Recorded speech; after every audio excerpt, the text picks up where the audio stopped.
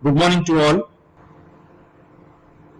In the previous session, as we have discussed about the pin diagram, or we can call as pin configuration of 8086 microprocessor.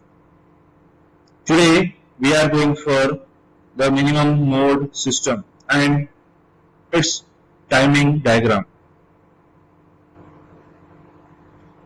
So as you all know,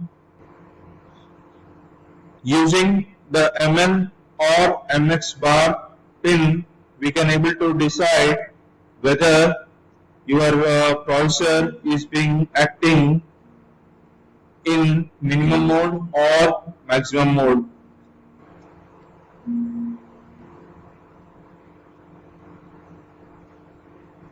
(8086) or we can go for 8088 also. These two microprocessors have the feature of operating in two different modes, that is minimum mode and maximum mode, whereas the 8085 doesn't have this feature. 8086 and 8088 microprocessor can be configured to work in either of two modes, minimum mode or maximum mode. So as I told you previously, when MN by MX bar pin is equal to high 1, or if you connect to VCC, if you connect to power supply plus 5 volts, then we can able to say that 8086 microprocessor is operated in minimum mode. If MN by MX bar is equal to 0, then we can tell that the 8086 microprocessor is operated in maximum mode. This mode selection feature only we have in our 8088 or 8086, which is better in order to meet the needs of a wide variety of system requirements. For example, how this we can use. Suppose if you are going for a project which is quite smaller, typically smaller, and can be done with the help of a single processor, then you can use this 8086 processor in minimum mode. But if the tasks or if the projects, whatever you are handling, is somewhat complex and you need to require some sharing or nothing but some work to be done by the other processor or by the other functional unit present in your 8086 itself, during that time we are going for maximum mode. Nothing but minimum mode are smaller and contain a single processor. Nothing but single processor will be controlling all the operations being needed by the user. Is nothing but minimum mode. So as I told you before, depending upon the modes of operation selected, the assignment for a number of pins on the microprocessor package are changed. As we have seen previously, from 21 to 31 pins, the pins will be changed depending upon the operation being selected. We'll see one by one. So these are the common signals which we have already seen. Okay, so S3, S4 are selection pins which tells in which segment or in which segment in the memory our code is or our data is, address is or our data is. Getting your point? So these are the common signals which both minimum and maximum mode consist of. We have discussed in the previous. So I'm not going to discuss about these things now. These are minimum mode signals. Getting a point here? These are some unique minimum mode signals. These are only used when your processor is operated in minimum mode. First one, this hold, which is a pin number 31. Hold. Hold is nothing but hold the request in order to, if any request comes, it holds. Like when the processor receives a request, receives a request from a device to use one particular address and data bus. Okay, the device makes this pin hold high. Okay, so whenever the processor is requesting to use one particular address bus or data bus by the other device, this hold pin is made high. If this hold pin is low, when this hold pin is low, it means that no other device request has been came for the processor. The main point here, this will high when any device asks the processor to use the corresponding address, use the corresponding data. Get your point here? Next, hold acknowledge. This is the 30th pin. Hold acknowledge, which is the output pin. Hold acknowledge. Nothing but, so a request has come, in order to acknowledge, nothing but in order to accept that request has been got into the processor, so this hold acknowledge pin will be high. This is nothing but your output.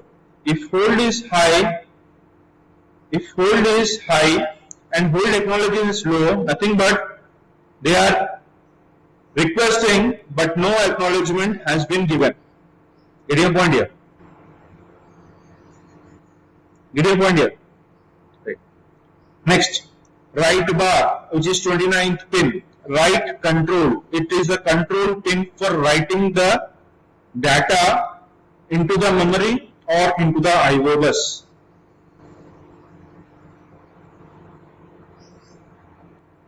So as it is bar, so it is active when it is low. Clear? Next, 28th pin, which is IO by M bar. Nothing but, here the main thing. IO by memory control. Nothing but this is selection of IO or memory. You want to write into memory or you want to write the data. You want to write the address or you want to write the data. So when M is low, when IO by M bar is low, it is a memory. If IO by M bar is 1, it is a IO. Clear? Next, one more control signal, which is data transmit or receive. This is the control pin for transmission and reception of data from the receiver or to the receiver, from the processor or to the processor. Next, data enable. This is enabling the data to transmit or receive. So as they are in bars, it is nothing but active low pin. So when it is 0, then only it will be doing its operation. SSO, it is one of the status line. ALE, address latch enable. So it will enable the latch in order to store the address or gave the address to the processor.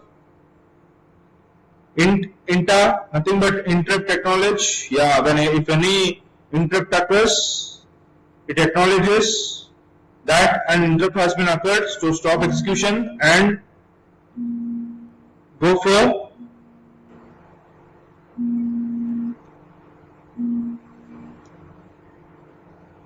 interrupt execution. These are maximum mode. We'll see in the coming minutes.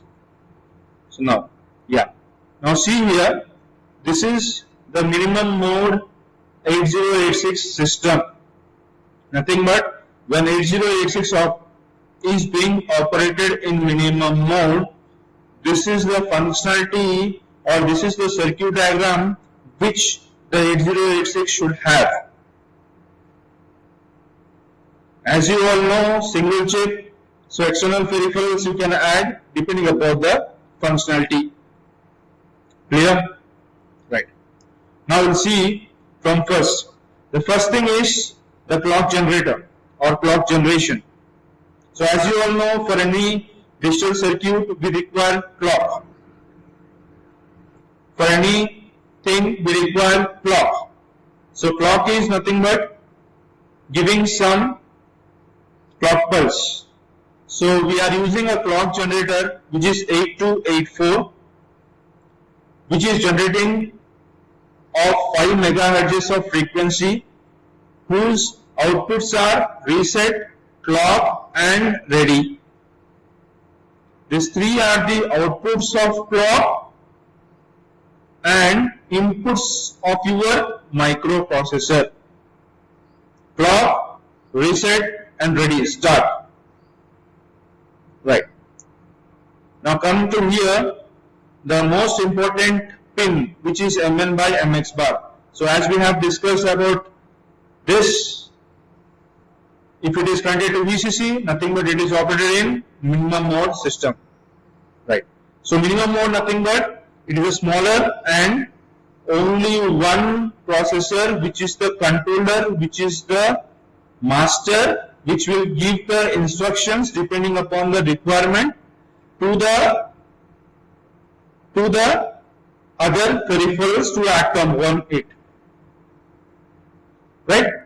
Now coming to here, these three are, so from first, so as we all know, we have a multiplexed AD0 to AD15 address and data bus. So first thing what you need to do is, we need to get separated address bus separately and data bus separately. So for that thing, we are connecting first ALE to STB, which is nothing but store. So address latch enable nothing but which it is enabling the latch in order to store the addresses, right?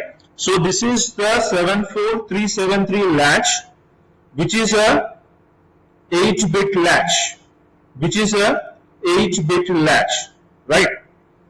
And in order to store our address, it requires only one bit, one 8-bit latch. No, we require nearly 2 or 3 74373 latches. Why? Why? Because our address bus is 20 bit. So in order to store 20 bit, we require at least 2 16 bit and the 4 bits will be stored in third latch. Very important here. That's the reason why we are using here 3 latches. So the latch will be stored A0 to A19. This is the address bus or address bus. Now coming to the data. Now see here, this is the 3 pin. So here transceivers, nothing but transmitter and receiver. 74245 is another latch in order to store the data. By data, transmit or receive, data enable. These are my 2 pins which will be controlling your data part. Address part ALE and AD0 to AD15.